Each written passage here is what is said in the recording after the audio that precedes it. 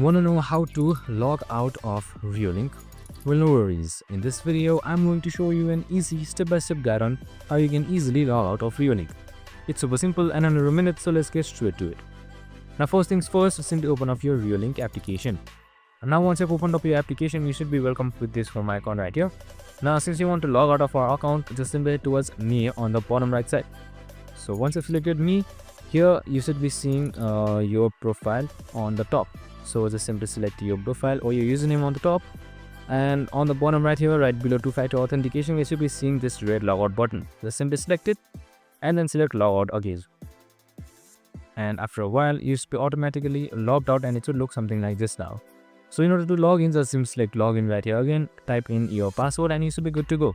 I hope this video helped. If it did, make sure to like, subscribe and tune in with us for more of these videos. See you in the next one.